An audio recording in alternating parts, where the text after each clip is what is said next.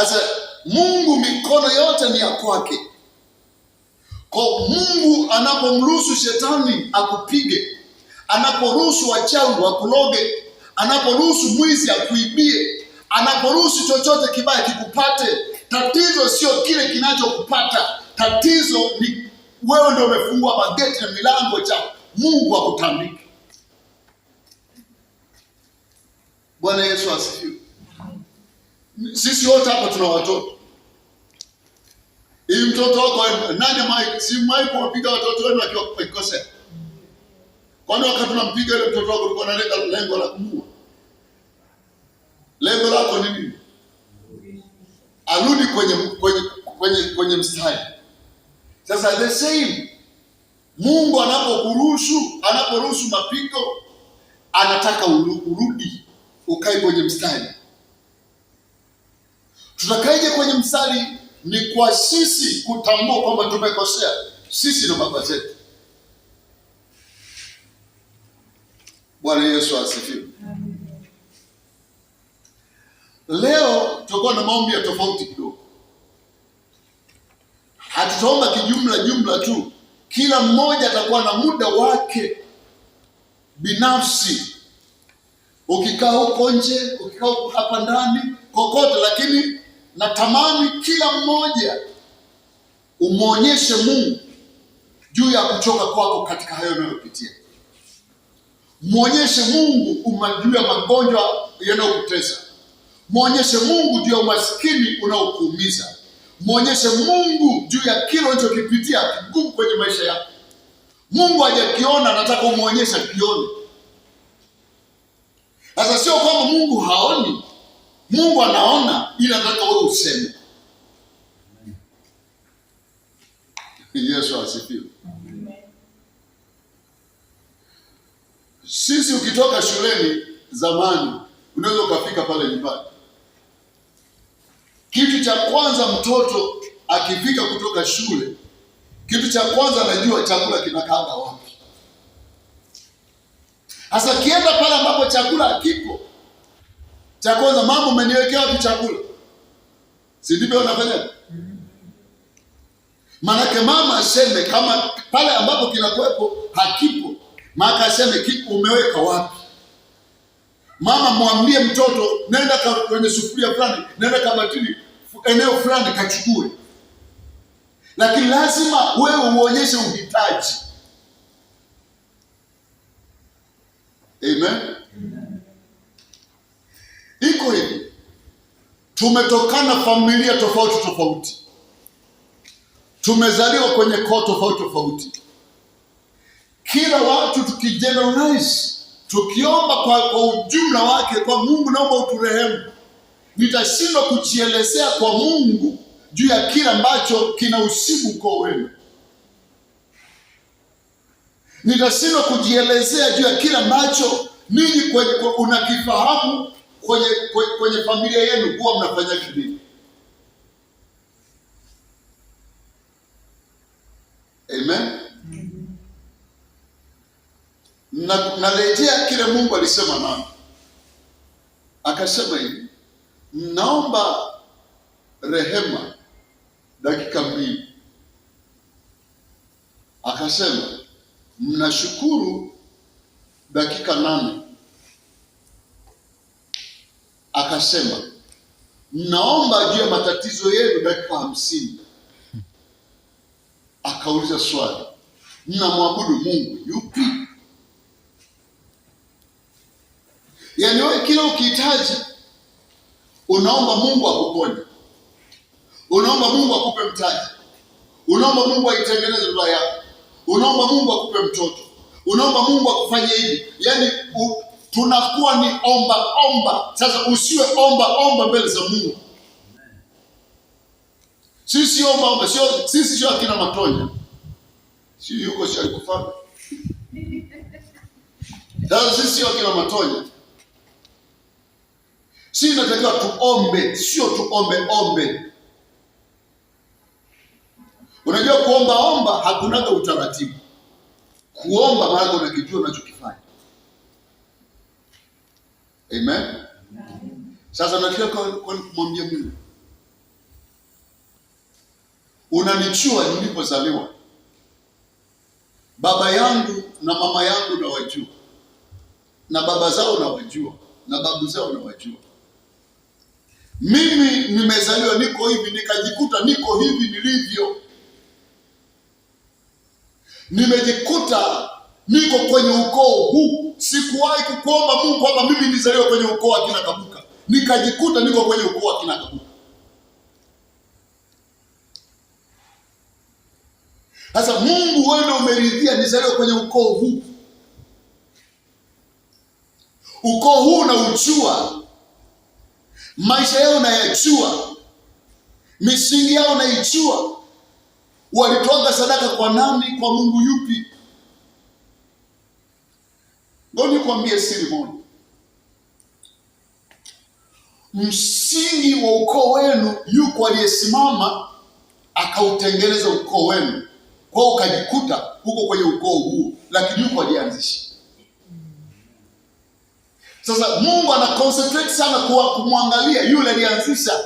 Haangalii wewe unapitiwa tu, ni mfereji. Yaani kama mto unaenda hivi, huo mto unaenda hivi, lakini kuna mahali ulipoanzia. Sasa tunakwenda kurudi pale mto ulipoanzia. Yule alianzisha ukoo wenu, upande wa baba yako na upande wa mama yako. Moja, elewa, alitamka maneno gani? Mbili, elewa, alitoa sadaka ya namna gani? Tatu, elewa, walikuwa kwenye madhabahu ipi? Lazima uangalie magano yaliyofanyika. Alitamka maneno yapi? Walitoa sadaka za namna gani?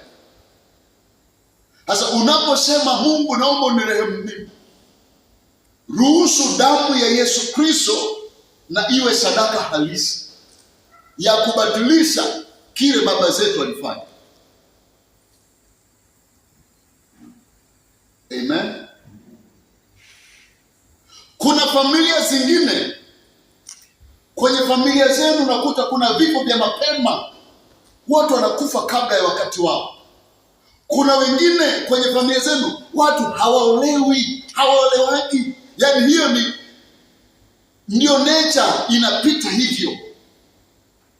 Yaani maisha unakuwa kwenye ukoo ni single mothers ndio wanakuwa wengi, hakuna kuolewa, na akiolewa wanaachika. Yaani kuna umeolewa lakini umeachika. Tatizo sio wewe, kuna tatizo somewhere. Yaani haya ni matokeo tu ya kile kilichofanyika na wale waliotangulia. Amen. Ndipo Daniel anasema ule mstari wa 3.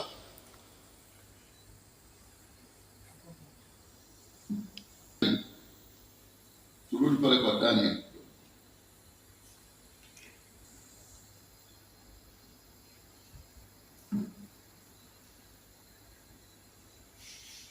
Anasema nikamwelekezea Bwana Mungu uso wangu ili kutaka kwa maombi na dua pamoja na kufunga na kuvaa nguo za magunia na majivu.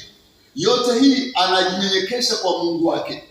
Zamani ilikuwa ukijipaka majivu, manake umejishusha to the maximum, umenyekesha. Siku hizi ni moyo wako unapomoka wewe kwa kumwambia Mungu.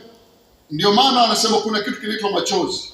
Niwaambie, machozi sio tu haya physical ambayo yanaonekana kwa macho. Kuna mwingine hana machozi kwa macho, lakini anaugua kule ndani. Ile uguo lako la ndani unamuonyeshia Mungu kwamba Mungu, nimechoka na hii hali, sijaipenda hii hali, ni kweli niko katika hili, niko kwenye familia hii, lakini sipendezwi na hiki kinachoendelea kwenye familia yangu. Katikati yenu kuna wengine kwenye koo zenu mpaka leo wanakwenda kwa waganga wa kienyeji, mpaka saa hii nazungumza wanaenda kwa waganga wa kienyeji. Na katikati yetu kuna wengine kwenye familia zetu, kuna ndugu mpaka saa hii wanalewa, na wengine wako kilabuni mpaka tunapozungumza sasa hivi. Sasa hawa ndio lango la uovu kuingia kwenye familia. Sasa wewe unapoingia kwa Mungu, na mimi ninakasirika, inaniumiza, lakini sina namna ya kufanya, ndipo nakuja kwako unayeweza yote. Naomba uniridhie mimi, unikubali mimi, unitenge mimi mbali na uovu ule uliofanyika. Unagaragara chini kuonyesha unyenyekevu wako kwa Mungu. Unapiga magoti, unasujudia kwa Mungu kwamba Mungu ni wewe. Mungu anataka aone. Huwa Mungu haangalii wingi wa maneno unayosema. Mungu anaangalia kile kinachotoka ndani. Mungu haangalii wingi wa sadaka unazotoa. Mungu anaangalia umetoa kwa namna gani huku ndani. Wale walikuwa wanatoa sadaka, walikuwepo waliotoa mamilioni, malaki, lakini yule mama alitoa senti 2. Senti 2. Yesu akaahirisha mkutano, akawaita wanafunzi, John, mwangalie huyu mama ametoa kuliko wote hao. Sio kwamba alitoa hela nyingi, no, senti 2. Lakini wako waliotoa malaki, wako waliotoa makumi, wako waliotoa maelfu. Mungu haangalii wingi wa kitu. Mungu anaangalia moyo. Amen. Mungu haangalii wingi wa maneno ya kujieleza mdomoni. Mungu anaangalia kwenye moyo, hicho unachokisema unamaanisha. Kwamba ni kweli unaposema Mungu naomba unisamehe, mimi ndo niko kwenye ukoo huu wa kina Kabuga. Ukoo wetu mpaka saa hii unakufanya matendo ya kukuaibisha na kukudhalilisha. Lakini Mungu, hata kama wote wanafanya hicho wanachokifanya, naomba uniridhie mimi. Mimi nasogea mbele zako, naomba unikumbuke, uniangalie mimi. Kwa Mungu akuangalie wewe. Yumkini wewe ndio ukao ufunguo wa wengine kumjua Mungu wa mbinguni. Mungu atakapoingia kwenye ukoo wenu kupitia wewe, wewe ndio utakufanyika kuwa nuru na mwangaza wa wengine kujua. Yesu asifiwe. Amen. Naeleweka vizuri? Amen. Tusiwe na maombi mengi sana. It is better tukawa na ombi moja, lakini tulilomaanisha kwamba tulimwomba Mungu.